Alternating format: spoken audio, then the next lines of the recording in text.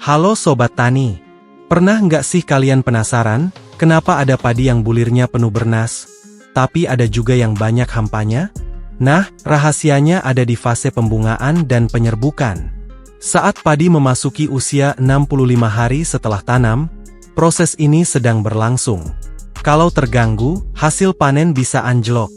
Jadi di video kali ini, kita bakal bahas cara menjaga pembungaan dan penyerbukan padi agar hasil panen maksimal.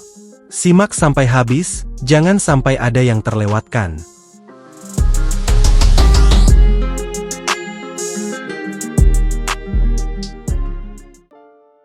Selamat datang di channel Giarta TV, tempat belajarnya petani masa kini. Sobat Tani Indonesia, tanaman padi saya ini sudah memasuki usia 65 hari setelah tanam. Malai padi sudah keluar semua dan seragam. Kalau kita perhatikan lebih dekat, tanaman padi ini sudah mulai masuk ke dalam proses pembungaan dan juga penyerbukan. Proses ini ditandai dengan terbukanya sekam padi, atau yang biasa kita sebut sebagai kulit padi, serta keluarnya benang sari. Coba kita amati lebih dekat. Ternyata benar, banyak calon bulir padi yang sudah membuka dan benang sarinya sudah keluar. Pada saat seperti ini, kita harus semaksimal mungkin menjaga agar proses pembungaan dan penyerbukan berjalan dengan lancar. Kalau proses ini tidak berjalan sempurna, tentu hasil panen bisa terganggu. Banyak bulir padi yang tidak akan terisi penuh atau bahkan menjadi hampa. Tanaman padi pada masa pembungaan dan penyerbukan ini memerlukan perlakuan yang sangat hati-hati. Pada fase ini, kita harus meminimalisir kegiatan yang bisa mengganggu proses ini. Kenapa demikian? Yuk kita kenali dulu lebih dalam bagaimana cara kerja pembungaan dan penyerbukan pada tanaman padi.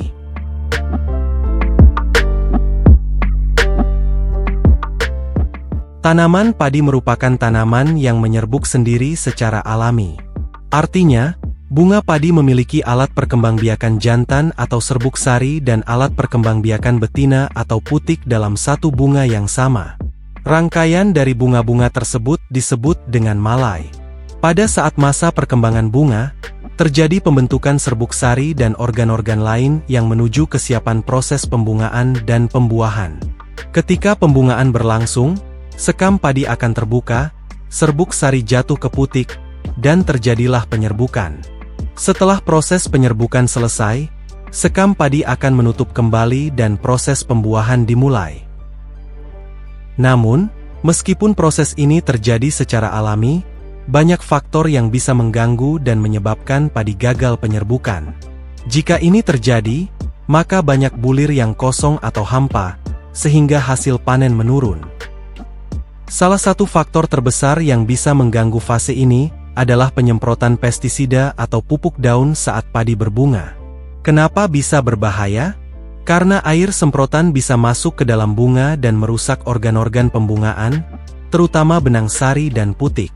Selain itu, serbuk sari bisa terbawa air semprotan sehingga tidak jatuh ke putik dengan sempurna.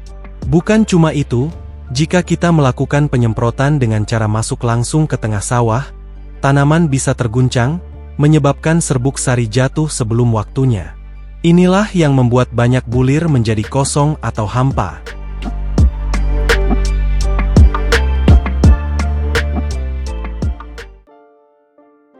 Jadi, apa yang harus kita lakukan saat padi sedang berbunga?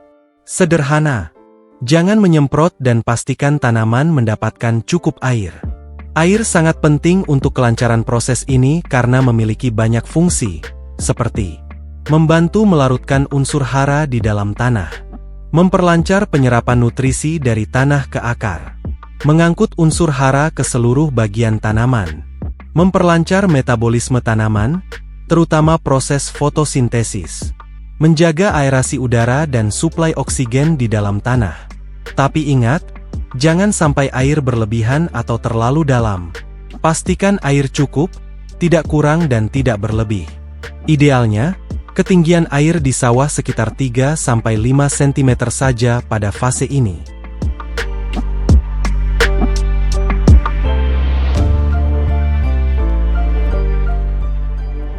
Lalu, bagaimana dengan pemupukan? Nah, Pemupukan harus dilakukan sebelum fase berbunga agar padi sudah mendapatkan nutrisi yang dibutuhkan. Pupuk yang disarankan adalah pupuk kaya fosfor dan kalium, seperti pupuk Saka SR. Pupuk Saka SR mengandung unsur hara nitrogen, fosfor, dan kalium yang dibutuhkan tanaman untuk tumbuh dan meningkatkan kesuburan tanah.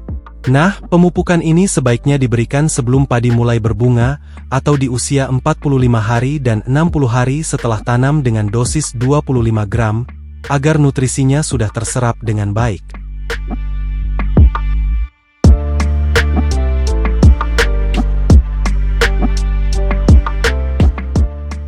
Lalu, setelah fase penyerbukan selesai, kita harus tetap menjaga kondisi tanaman agar proses pengisian bulir padi berjalan dengan baik.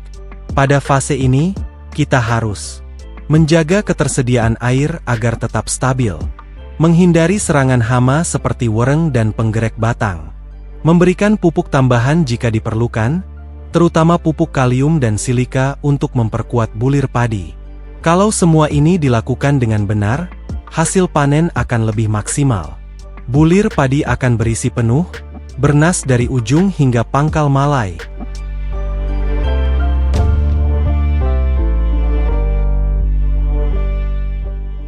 Jadi untuk kesimpulannya, jangan menyemprot saat padi berbunga.